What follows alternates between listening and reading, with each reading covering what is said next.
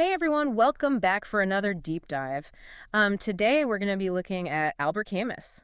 Oh, cool. Yeah, we've Wow. got this collection of his quotes updated for 2025. Oh, wow. So we're kind of looking at it with like a modern lens, And a Yeah. lot of people know Camus for like absurdism, but we're going to kind of go a little bit beyond that and like look at rebellion and like inner strength and stuff like that. That sounds fascinating. Yeah, it should be really cool. I mean, it's not just doom and gloom with Camus. Right. So, but before we get into like all the rebellion and all that good stuff, Yeah. maybe we should define like absurdism for the listener because a lot of people like throw that word around Yeah. and maybe don't actually know like what it means. Yeah, absolutely. Yeah. I think in the simplest terms, absurdism is really this tension between our human desire for meaning Right? and purpose and like the universe's seeming indifference to those desires. Yeah, it's like we want it to mean something and it's like It just doesn't. yeah, It's exactly. like hitting a wall. And Camus like illustrated this tension with a pretty stark question. Yeah. He asked, "Should I kill myself or have a cup of coffee?" Wow. What do you make of that? I mean, that's pretty provocative. It is. But it really does kind of get to the core of this whole idea of absurdism. Yeah. It's like we have this choice Right.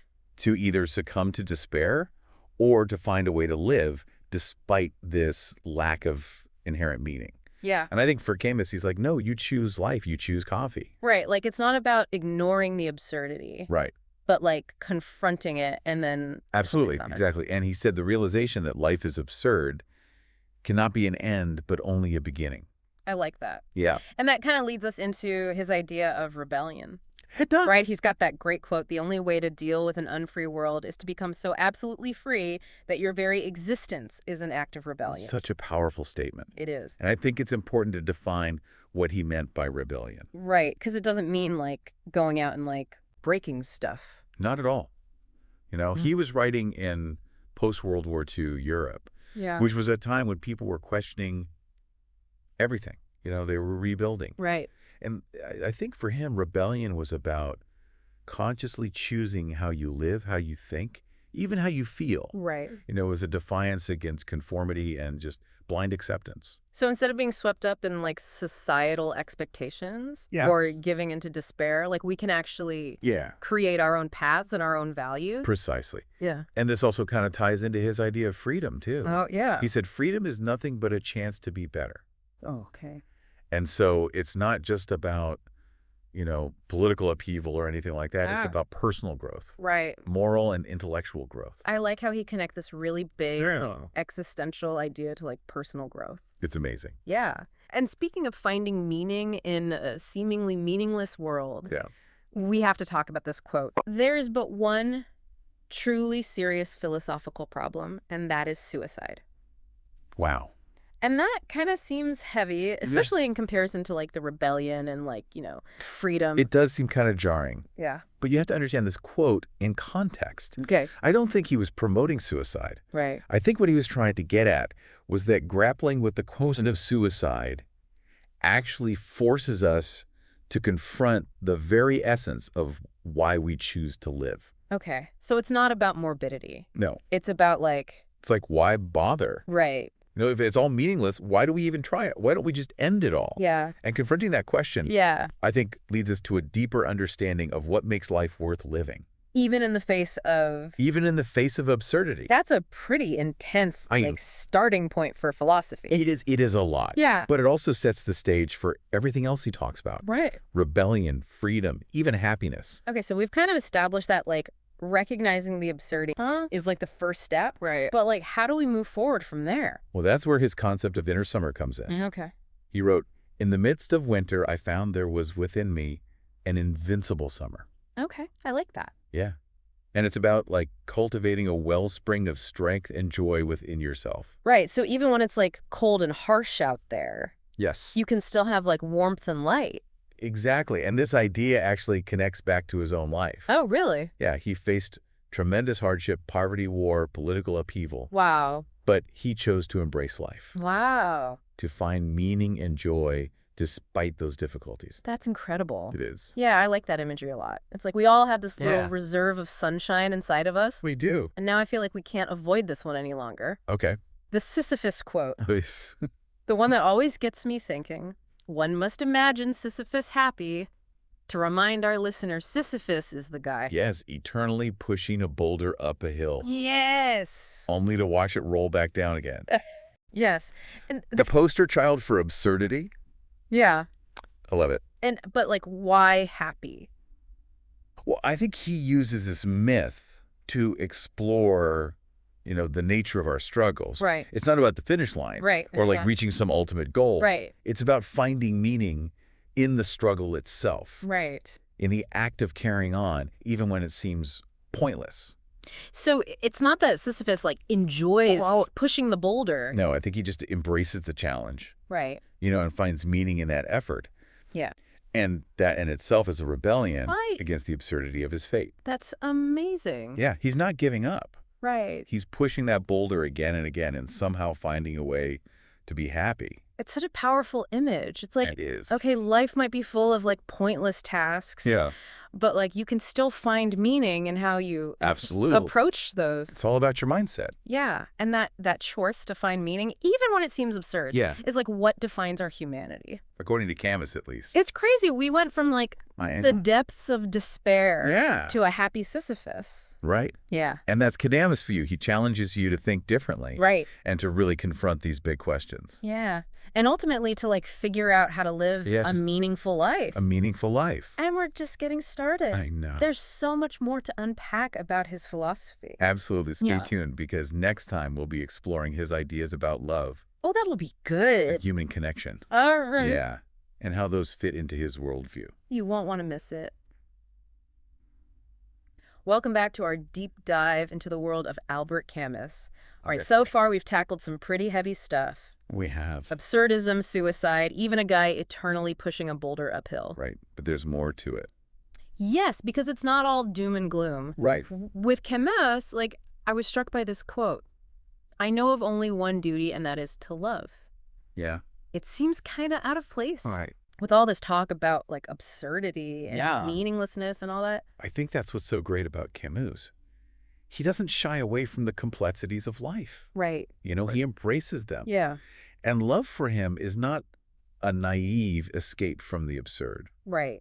But an act of rebellion against it. Okay, tell me more about that. Like, how does love fit into this framework? So if you think about it, in a world that often feels cold and indifferent, Right. choosing to love is a radical act. Okay. It's a conscious decision to create meaning and connection. Right. Where there might not be any inherent meaning. So it's not about like finding some preordained purpose out there. It's like creating your own purpose through love. Exactly. Camus was a humanist. Okay. He believed in the inherent value of human lives and the importance of connection. Right. And love for him was the ultimate expression of that belief. That makes me think of that other quote. Blessed are the hearts that can bend, they shall never be broken. Oh, I love that one. Yeah, it's like love makes us more resilient. Absolutely. To love is to be vulnerable. Yeah. To open yourself up to the possibility of pain and loss. Right. But it also gives us strength. It allows us to kind of bounce back from adversity. It's like by embracing love, Yeah. we become more flexible. Yes. Adaptable. More able to cope. Yeah. And I think that actually ties back into that idea of inner summer that we were talking about. Yeah. Love, like inner strength Right. is a resource that we can cultivate Yeah. within ourselves, something that can sustain us. Okay, so we've kind of seen how love can be a source of strength and resilience. Yeah. But how does it actually help us create meaning in a seemingly meaningless world? Well, I think for Camus, meaning doesn't just appear out of thin air. Right. We have to create it. Right. And love, with its inherent acts of care and compassion, Right. provides a powerful way to do that. Can you give an example of that? I'm trying to think of like how that relates to like everyday life for the listener. Think about the simple act of caring for someone. Right. A child, a partner, a friend. Yeah. There's no cosmic guarantee Right. that that act has some grand meaning. Yeah. But through your love, through your attention, your willingness to nurture, Right. you're creating a pocket of meaning in the world. That's beautiful. Yeah. And it's something we can all relate to. We may not be pushing boulders uphill. Right. But we all have those moments where we choose to love. Exactly. Choose to create. Yeah. And choose to connect. And in doing so, we create meaning. Right. And that act of creation is in itself a rebellion. It is. Against the absurdity of existence. It's like saying, okay, well, the universe may be indifferent. Yeah. but I'm going to create meaning and find joy Exactly. in those acts. That's it. That's the core of his message. I love it. It's not about, finding some grand preordained purpose. Right. It's about actively creating meaning through our choices Right. and actions. This is also inspiring, but I have to admit, Yeah. sometimes I just feel like I'm expending so much energy Right. just trying to keep up with everyday life. I can't even imagine rebelling against the entire universe on top of that. I hear you. And I think Camus understood that struggle. Okay. He said, nobody realizes that some people expend tremendous energy merely to be normal. That's so true. There's so much pressure to conform, Right. to fit in, to follow the prescribed path. Absolutely. And that's what he was pushing back against. Right. He was saying that true freedom and true rebellion lies in breaking free from that pressure. So even choosing to not conform Yes, is an act of rebellion. absolutely. And it takes courage Yeah. to do that, to resist that pressure. Right. It's about recognizing that there's no one right way to be. Right. And that true authenticity comes from embracing our own unique quirks Right. and perspectives. This is giving me a whole new perspective on what it means to rebel. Yeah. It's not just about grand gestures or fighting against the system or something. It's about those everyday choices that we make To live authentically. to live authentically. And to find joy and meaning in those choices. Yes, even when the world around us feels absurd and indifferent. This conversation is making me think about Yeah. how I'm living my own life. Am I choosing love? Am I creating meaning? Am I rebelling against this pressure to conform?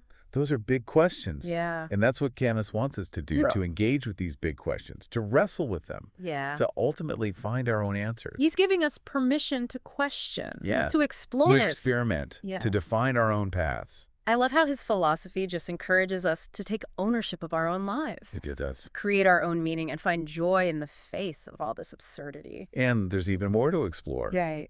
We've talked about love and rebellion. Yeah. But how do we actually find that sense of joy Yeah. and fulfillment? Yeah. In a world that often feels meaningless. That's a great question, and one that we'll delve into in the next part Stay with us. of our deep dive. Okay, so welcome back to our deep dive into the philosophy of Albert Camus. Back for more. Yeah, we've explored some pretty intense concepts. We have. Like absurdism. Yeah. Even suicide. Right? We found inspiration in the myth of Sisyphus. We did. We've seen how Camus kind of challenges us to rebel against conformity, embrace a life filled with love and personal meaning. He does. But, for someone who's often seen as having this bleak philosophy, Right. there's a surprising amount of optimism in his work. There is. He never says just give up, just Yeah. surrender to despair. No, he wants us to lean into the absurdity. Yep. Yeah. Rebel against societal pressures. Yeah. Find our own meaning through action and connection. It's almost like he's saying, look, life may not come with a prepackaged purpose. Right. But that means that you have the incredible opportunity to create your own. Exactly. I love that. And that reminds me of something else we talked about. Yeah. Camus's idea of finding an inner summer amidst the challenges of life. Right. Could you remind our listener what that means? Of course. Yeah. So the quote was, "In the midst of winter, I found there was within me an invincible summer." I love that. It's a beautiful image, right? Yeah. And it's about cultivating this source of strength and joy Right. within ourselves that's independent of any external circumstances. Right. So it's almost like we have this reservoir of resilience Yes. and positivity just waiting to be tapped into. It is waiting to be tapped into. Yeah. And Camus was speaking from experience here. He was. I mean, he faced immense hardship in his own life, Right. but he chose to find meaning and joy despite those challenges. Yeah, that's amazing. Yeah. And I think that's a powerful reminder that Yeah. even when the world feels cold and chaotic, Yeah. we can find that warmth and that strength From within. from within. Yes. Yeah, and it's such a powerful message, especially in today's world where it's so easy to get caught up in external noise, Absolutely. validation, all that stuff. All of it. Yeah, and this internal strength kind of ties into his ideas about freedom and rebellion too. It does. When we cultivate that inner summer, Yeah. we become less reliant on external validation, Right. more free to define our own values and happiness. I got it. So instead of seeking happiness from things outside ourselves, Yeah. we can cultivate it from within. Exactly. It almost sounds radical It does, right. in today's world. But that's really the heart of his philosophy. yeah. True happiness for him isn't about Right. possessions or status or anything like that. Right. It's about aligning your choices with your values Right. and creating a life that reflects your authentic self. That makes me think of that other quote. Okay. Nobody realizes that some people expend tremendous energy merely to be normal. It's so true. Yeah. And it's like he's acknowledging this pressure that we all feel to conform. He is. Yeah. And then he's suggesting that, like, there's a certain kind of rebellion in simply choosing to not conform, Yeah. to embrace your individuality. Yeah. Use that energy Yeah. on pursuing what matters to you. What would that look like for the listener? Yeah. What parts of yourself are you maybe hiding or downplaying Yeah. to fit in? Right. What would it look like to rebel against those expectations That's such a good question. and truly embrace your authentic self? Right. It's a process of self-discovery, Yeah. and it takes some honesty with ourselves Right. about what truly brings us joy and fulfillment. And that might be the most difficult rebellion of all. I could be To quiet those external voices. right. All the shoulds, all the expectations. And just listen to that inner compass. Exactly. It's tough. It is challenging.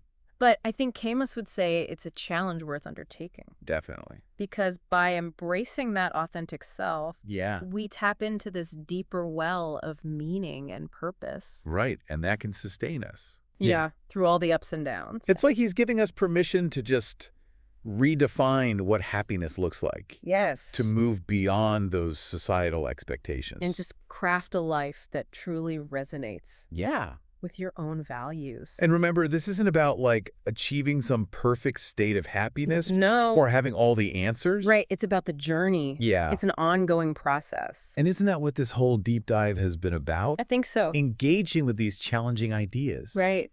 Questioning our assumptions. And finding our own way forward. Yeah, that's the beauty of philosophy. It gives us the tools Yeah. to think critically. To challenge the status quo. Yes, and create a life that's meaningful. And fulfilling. Absolutely. It's like Camus himself said, always go too far, because that's where you'll find the truth. I love that quote. So, dear listener, what truths will you uncover Right. when you dare to go too far? When you step outside that comfort zone Yeah. and embrace the unknown. Keep searching. Keep questioning. Keep pushing those boundaries. You never know what you might find. And as always, thank you for joining us on this deep dive into the world of ideas. It's been a pleasure. Until next time.